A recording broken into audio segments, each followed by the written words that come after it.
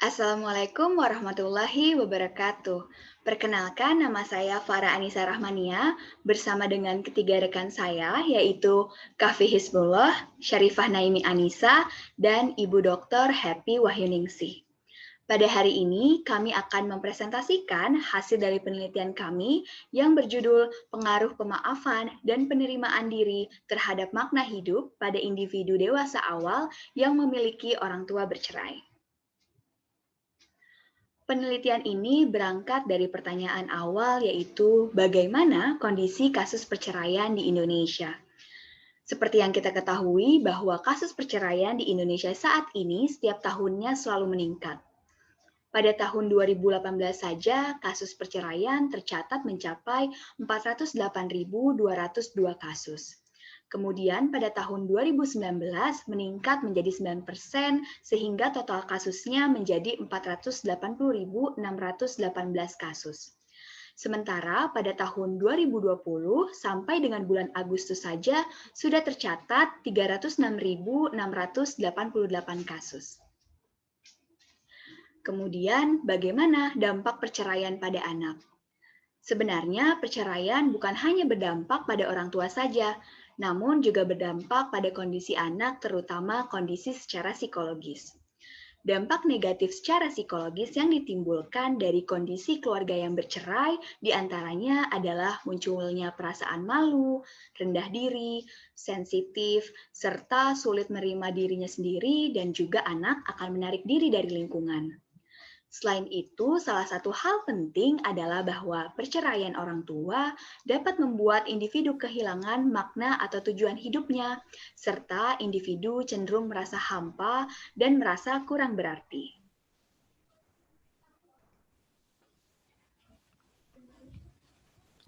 Baik, oke.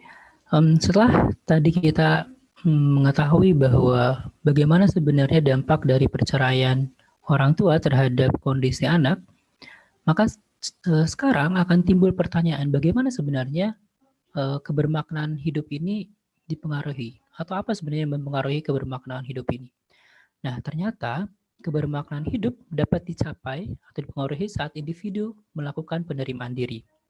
Nah, hal ini dikuatkan atau sesuai dengan beberapa penelitian yang menyebutkan bahwa penerimaan diri ini berhubungan positif dan dapat memprediksi kebermaknaan hidup pada diri seseorang. Nah, penerimaan diri oleh seseorang yang dilakukan oleh seseorang ini merupakan bentuk penerimaan secara utuh. Artinya bahwa individu itu menerima dirinya dengan apa adanya, termasuk kelebihan maupun kekurangan pada dirinya untuk dapat mencapai suatu kebahagiaan.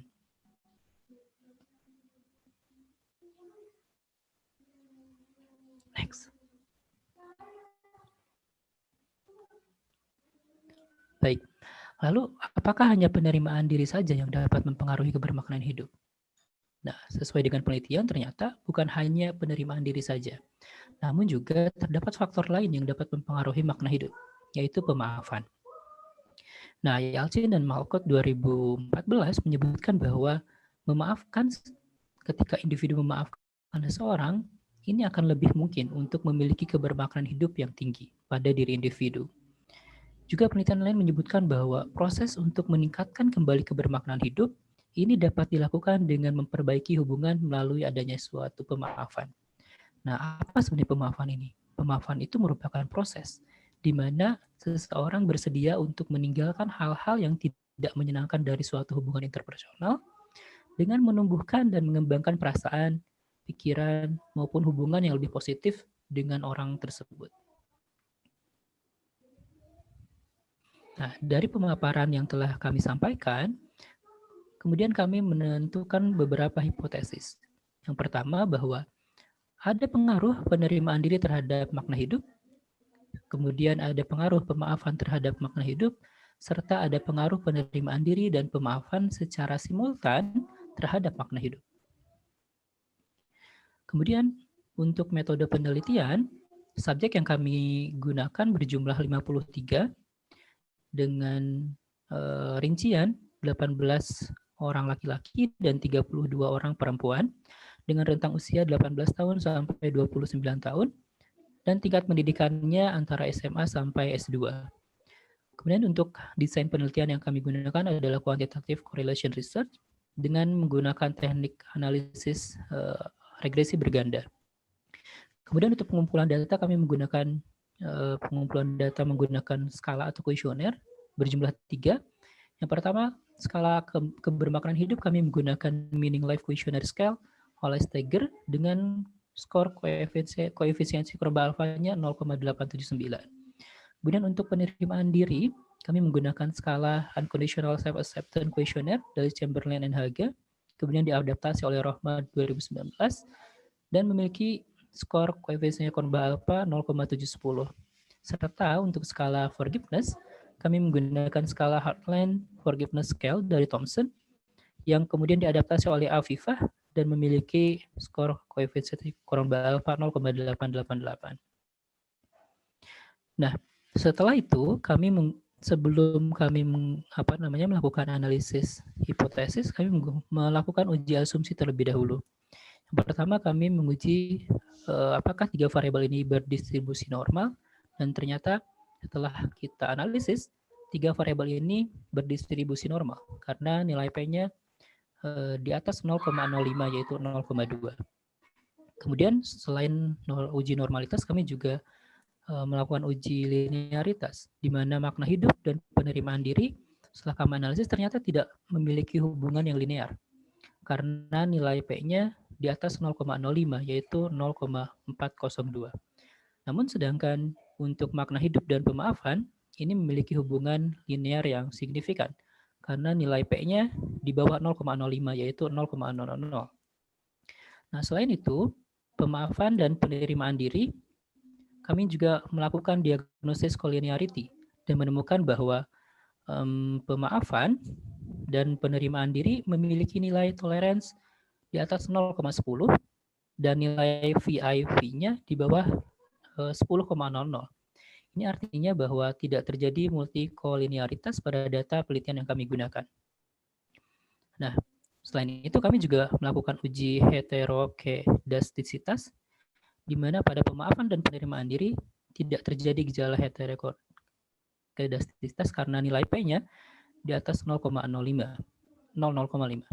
Sedangkan untuk penerimaan diri dan makna hidup setelah dianalisis ternyata terjadi heterokedastisitas karena nilai P-nya di bawah 0,005.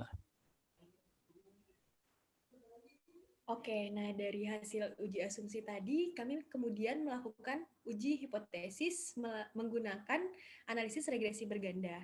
Dan diketahui bahwa ketiga hipotesis yang kami ajukan tadi dapat diterima, yang mana terdapat pengaruh dari penerimaan diri terhadap makna hidup dan pemaafan terhadap makna hidup, serta penerimaan diri dan pemaafan memiliki pengaruh secara simultan terhadap makna hidup dengan besaran sebesar 45,1%. Di sini dapat kita lihat pada layar yang mana signifikansinya di bawah 0,05. Nah, pada penelitian-penelitian sebelumnya dapat diketahui juga sejalan dengan penelitian ini seperti penelitian Satya Ningtyas dan Abdullah di mana penerimaan diri berkorelasi atau berpengaruh secara signifikan terhadap makna hidup. Anak perlu untuk memaafkan diri sendiri, juga memaafkan orang tua, agar dapat mengurangi pikiran-pikiran negatif, perasaan-perasaan negatif, serta perilaku-perilaku negatif. Serta dengan melakukan pemaafan itu sendiri dapat memfasilitasi penyembuhan luka secara psikologis dan mengurangi perilaku-perilaku bermusuhan. Sehingga hidup anak dapat lebih bermakna dan sehat secara mental serta spiritual. Kemudian penerimaan diri itu sendiri merupakan tahap awal dari pengembangan diri dan penghayatan hidup yang lebih bermakna, sehingga dapat memperkecil peluang stres dan dapat menjadi lebih menghargai kelebihan dan tidak terlalu larut-larut dalam kesedihan. Nah, kemudian penerimaan diri Dengan adanya penerimaan diri dalam diri individu, maka individu dapat memandang diri secara lebih realistis dan dapat mengenali kelemahan-kelemahan yang dimiliki serta menerima potensi-potensi diri yang ada. Nah, dengan demikian, pada penelitian Sari dan Setia Ningtyas, penelitian terdahulu, itu ditemukan bahwa penerimaan diri secara signifikan memiliki pengaruh terhadap kebermaknaan hidup.